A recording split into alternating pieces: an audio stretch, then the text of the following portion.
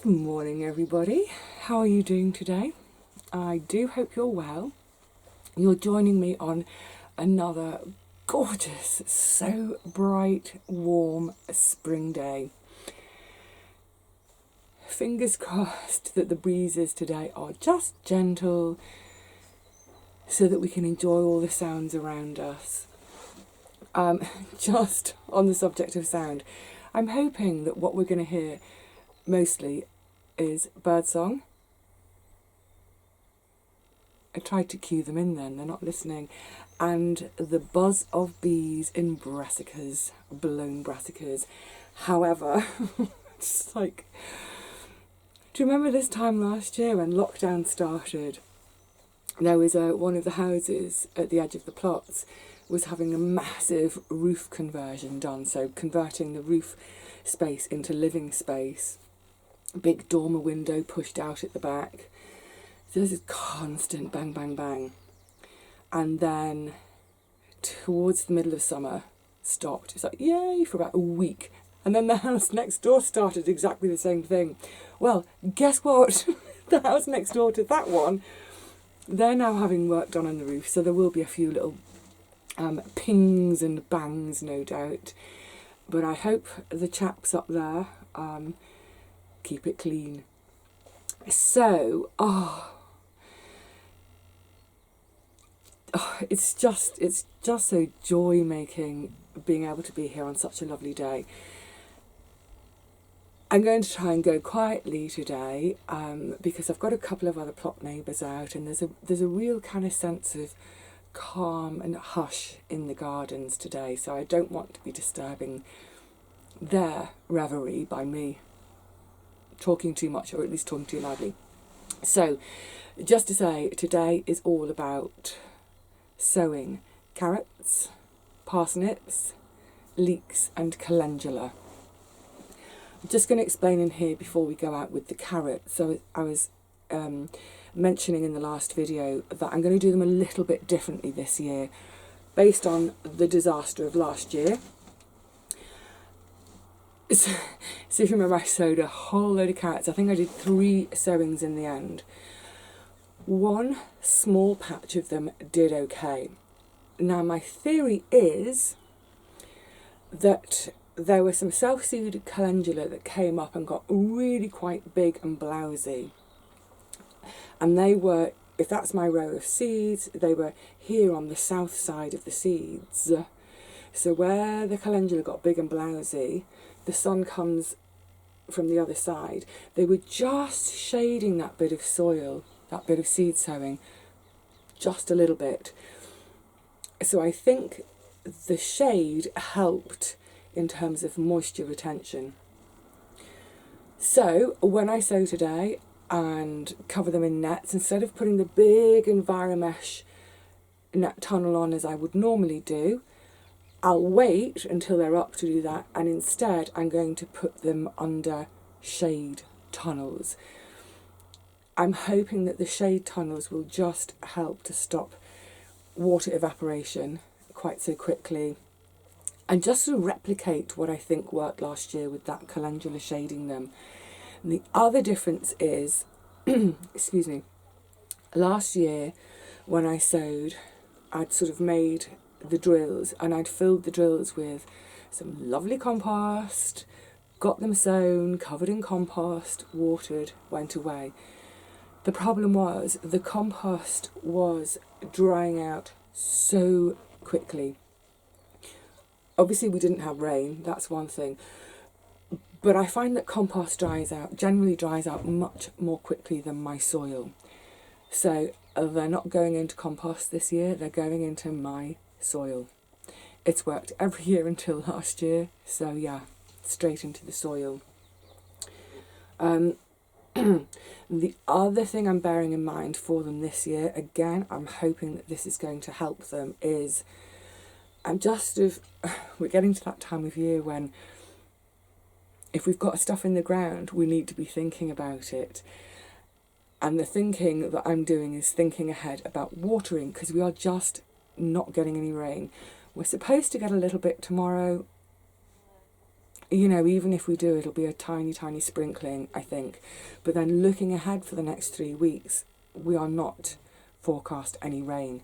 So part of my thinking at the moment is, don't do them in compost. Compost dries too quickly. Do them in the soil. The soil does have quite good moisture retention.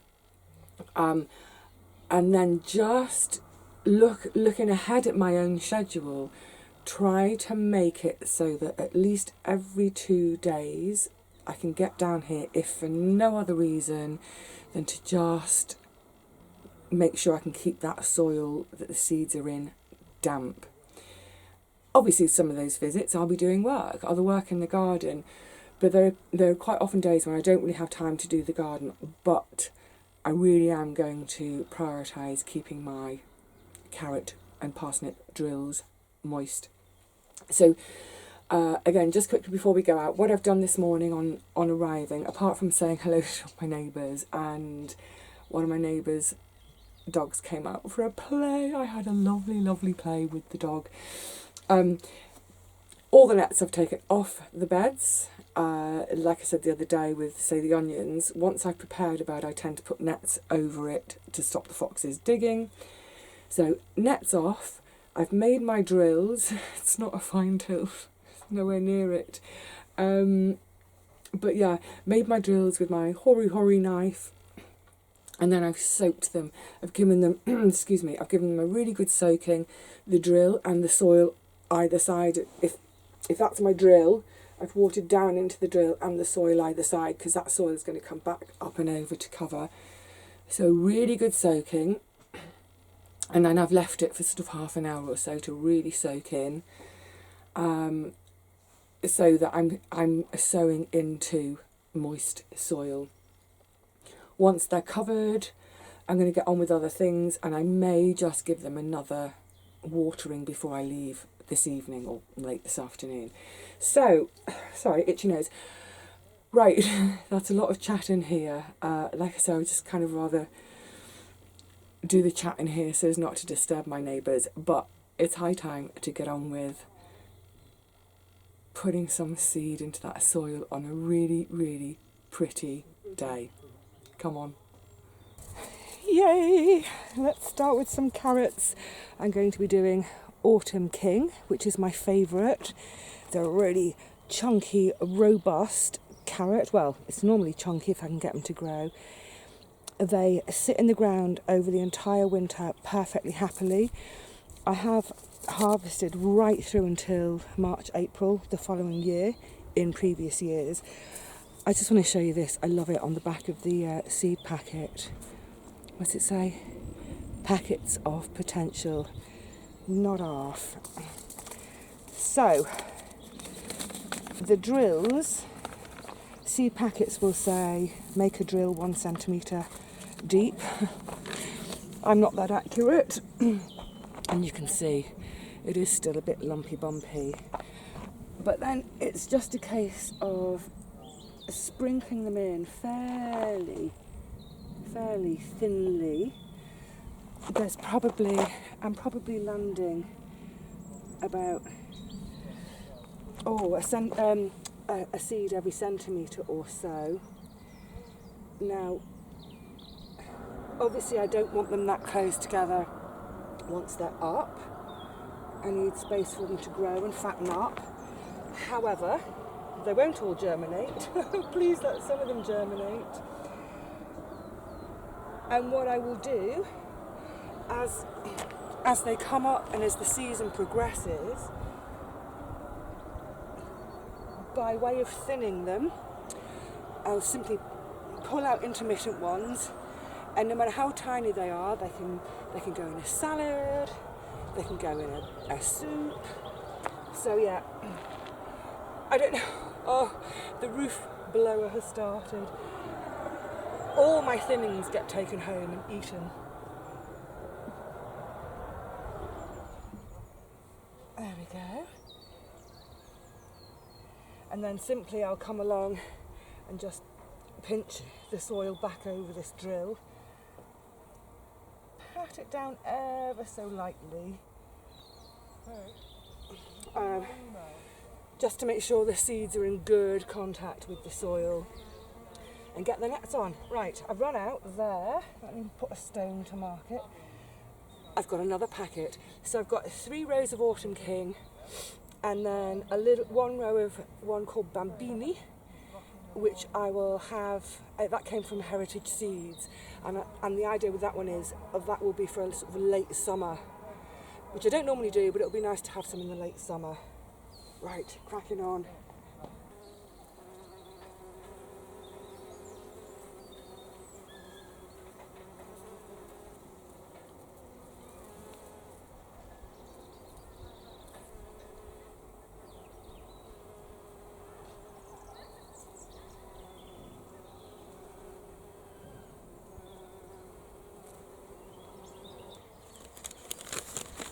What's next? Leeks. Aren't the bees just glorious? Obviously, this is the end of the carrot bed. Leeks going in a second, so I'm right next to the purple sprouting broccoli bed that was. That sound, it's the soundtrack to the middle of spring in a way, isn't it? This absolute busyness of our beautiful bees getting their first really good nosh of the year. I love it, love it, love it. And even if I can't necessarily capture shots of them, I wanted to share that with you just for the sound. Okay, leeks. So, just to say, yeah, with the carrots, yes, I've covered my little drills. I did give it another sprinkle of water. Shade nets are on. I'm really hoping that the difference of not putting them into compost, which dries too quickly, and putting the shade netting on is going to be enough to retain moisture and just get them to the stage of germinating, and then me making sure I'm here at least every couple of days to keep that ground wonderfully moist for them. Right, leeks. So this is my 3rd year of doing it the way I'm going to do it today, which is a little bit different to probably how most folk do their leeks and how you've seen most folk on YouTube doing them. Normally, do you know what occurs to me today as well? I'm sowing my winter garden, aren't I? Parsnips, carrots, leeks. However, the leeks aren't for winter. Normally we would think of starting them at about February, cold frame, unheated greenhouse, indoors at home, and then around about this time of year when they are pencil thickness or little finger thickness, we think of dibbing a hole and dropping one of them into it every 20 centimetres, 30 centimetres or so. They grow, they grow, they grow, and we have them as a winter crop. However, for 5 years on the trot, I was blighted, utterly blighted by the allium leaf miner. Relatively new pest in the UK. I think it was first reported in 2004, 2005, I'm not sure. And it gets inside the flesh of the leek and burrows holes and eats it, and it just, horrible, horrible, horrible. So I was on the cusp of giving up with leeks completely, but then the gorgeous, the fabulous, be still my beating heart, Alice Fowler, I think it was an article of hers I read, probably in the Guardian or somewhere, that she does them as a summer crop. So almost like you might do, say, spring onions. The idea being that sowing them now at the end of April, it's at the end of the leaf miner's egg laying season, their first season. So by the time these come up, there'll be no more egg laying. While they're trying to lay eggs now, there's no flesh for them to get into to lay. The second egg laying season starts around about the end of September, goes through October and November. So the idea is I will have these out before then. So I've made shallow drills, 1-2 centimetres deep, moisten them just like with the carrots, and then I'm going to sprinkle my leek seed in.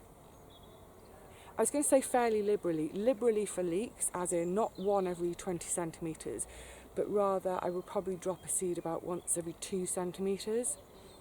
And as they come up, when I want to have, they'll be like spring onions to begin with, little skinny things.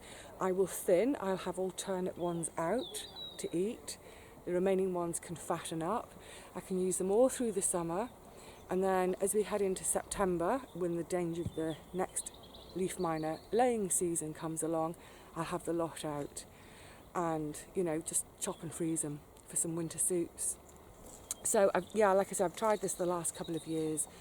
It's worked perfectly well for me. I don't do like the great long rows that I used to with leeks.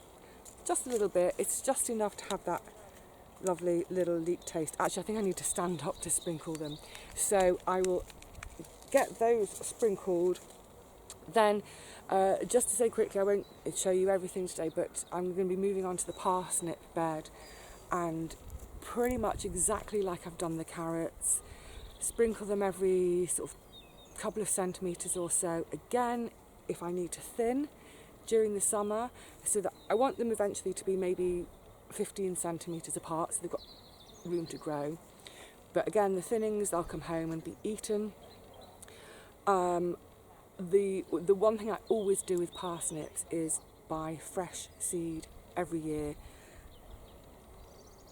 I did try, I think it was about 3 or 4 years ago, I did try to use second year seed. They just didn't do very well. I thought it was worth a go, but they really didn't do very well. So yeah, it's the one thing that I do make sure that I buy fresh seed of each year.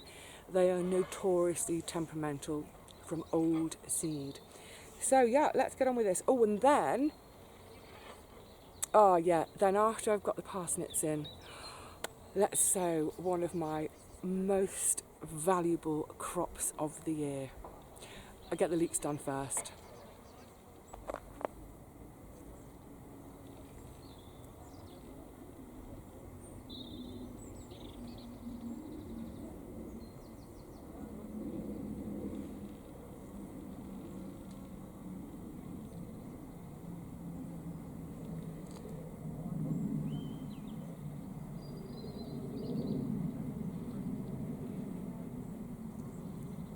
Oh, fiddly seeds.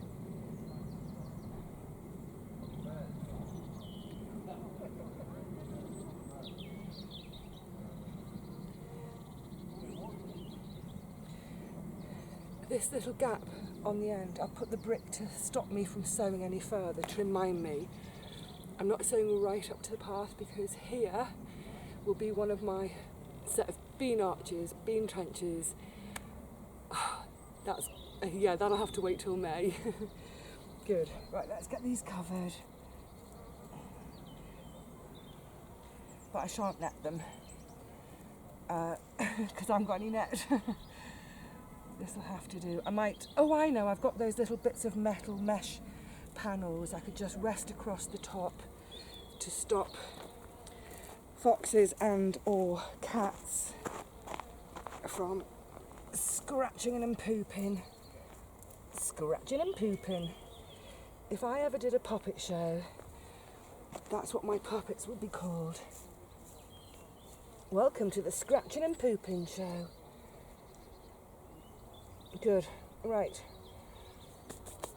Mesh and then parsnips. Wow, it's getting warm out there. It's amazing.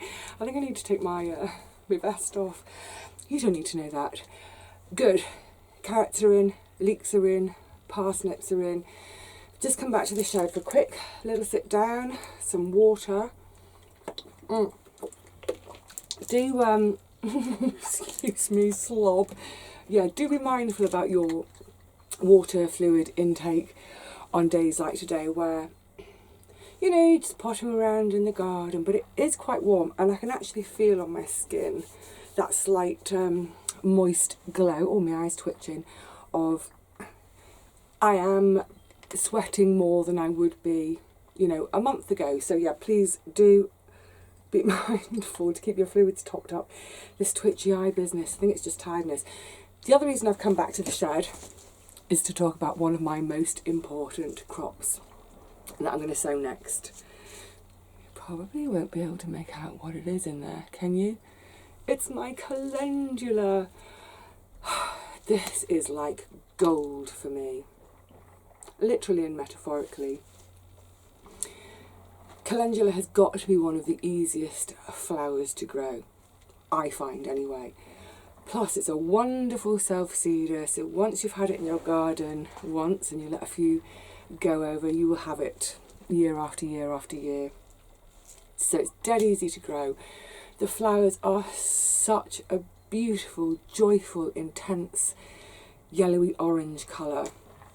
And because I do my 4-bed crop rotation, it's been 4 years since they've been right up there next to my plot sign, right next to the central path that everybody uses to come and go and access their gardens. So I know that all my neighbours will just adore this gorgeous massive colour again this year. See, it's easy, it's profuse, it self-seeds, fantastic, but most importantly for me, it's the basis of all my skincare. So for yet a little bit of time in terms of harvesting and drying the petals, I then, from this little bed, I will get a year's worth of skincare easily. So I use it, anyone who's been watching my channel for a while will know, and I'll see if I can remember to link a couple of DIY try it yourself videos. Yeah, you'll know that I use it to, I make a cold oil maceration from it, so then that oil becomes my sort of all over body oil, face, everywhere. And I also use it to make a balm, so it's much thicker, and that balm I use for chapped lips. I've got a little bit appearing now, I get a bit of a sort of eczema, psoriasis type thing, usually on this eyebrow, and also a little bit in my hairline. If I get a bit stressed and run down, it comes out. So I use my Calendula balm, done, sorts me out in a couple of days. It's great if your hands are getting, you know, sort of really gnarly and chapped. For instance, I know that it works a treat on chilblains because I give it to a relative for her chilblains, and it works great. As a nurse, you can imagine just how many times a day I would be washing my hands. And sometimes if we're drying in a bit of a hurry, we kind of miss this area to dry properly. So that area can become raw and sore. Again, the Calendula balm works a treat on it. I give it to friends for their babies, for use on nappy rash. Calendula balm is, we might as well call it magic balm, because it really is. So yes, this little bed of calendula that I'm going to sow now is my gold crop in every single way. So, oh, do you know what? I've had enough of a sit down. Come on, let's get sowing. I thought I was going to want to sit here for a good sort of 20 minutes or so. I don't. I want to get on. Come on.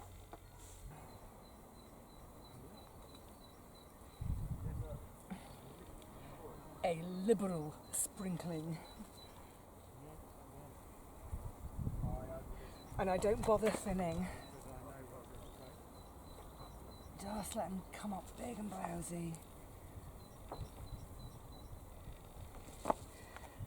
Needless to say, well, I hope it's needless to say, this is my own saved seed.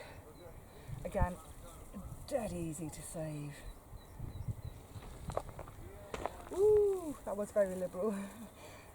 Tiniest breeze took some away.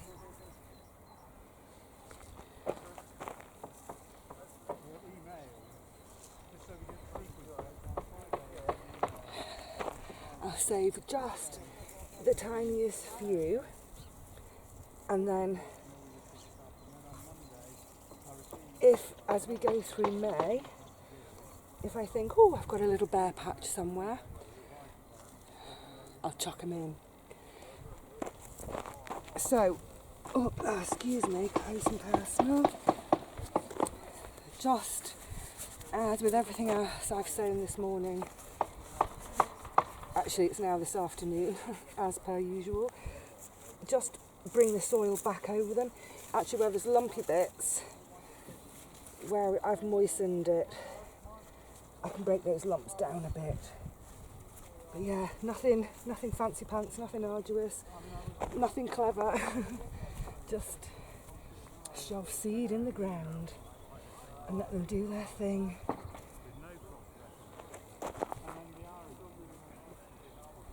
I think I'm also going to cover this bed with some shade netting, at least for the time being, just to help prevent evaporation, as I have with the parsnips.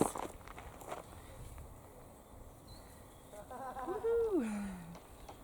Yay! Oh, do well, gorgeous little flowers, do well for me. Please. I'm sure they will. Good. Oh, well, I'm very happy with that little session this morning. That's now 6 beds up and running. Well, 8 if I count the broad beans and garlic, which they're up and running too. So yeah, 8 beds done, 12 more to go. Plus all the bean trenches and arches over the paths. That will all happen throughout May. Ah, great. I feel like I've sort of caught up again and got on top of things. So I've now got in the ground, I've got potatoes, white onions, red onions, carrots, leeks, parsnips, calendula, broad beans and garlic. Yay! Oh, it feels great. And at home, I've just potted on all my tomato seedlings. Sorry, excuse me, I'm a bit sweaty. Yeah, tomato seedlings, I've got 72. They're not all for me. I like a minimum of 32.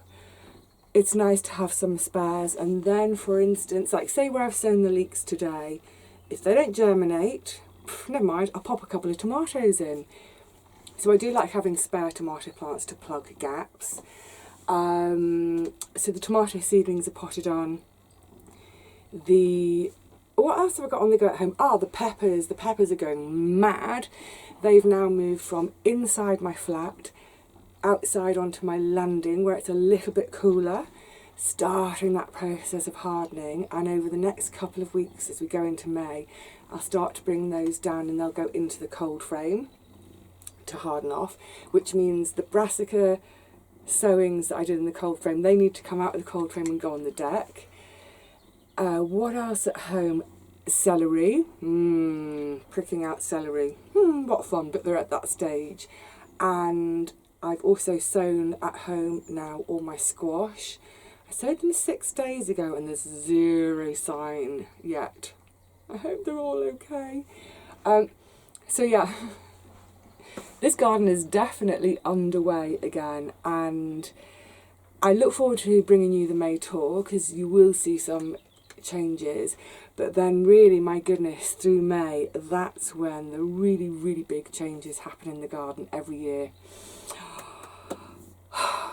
Heavenly. I've got a great long list of other things I'd like to do today, but I think what I'm going to focus on first of all is making sure that everything that's in a small pot, like cuttings and such like. You're right, Rusty. What are you doing facing the wall? Are you in the naughty corner? Very gorgeous. Yeah, I'm going to make sure. You're such a loud purrer. I love it. Yeah, I'm going to just make sure that all my things which are in smallish pots, cuttings and things, just make sure all of those are thoroughly watered. Tidy up after myself because, as usual, I've got kit everywhere. And then I think it might be time to just sit and do some of this. Yeah, it's definitely time for some of this. So I think for now I'm going to say cheerio to you from both me and this old boy who's becoming more and more affectionate in his old age, aren't you? Hey buddy. Yes, so cheerio for now. I do hope, I know, I feel like I've been saying this all year, but I do hope snow and that sort of thing has gone for most of you. Now, please say it's gone. Goodness me. As we head into May, we can all really, really, really get stuck into our beautiful little spaces again, can't we? So until next time, please look after yourselves and each other. Let's all keep looking after each other still. Until the next time, bye for now. I'm off for a cuddle.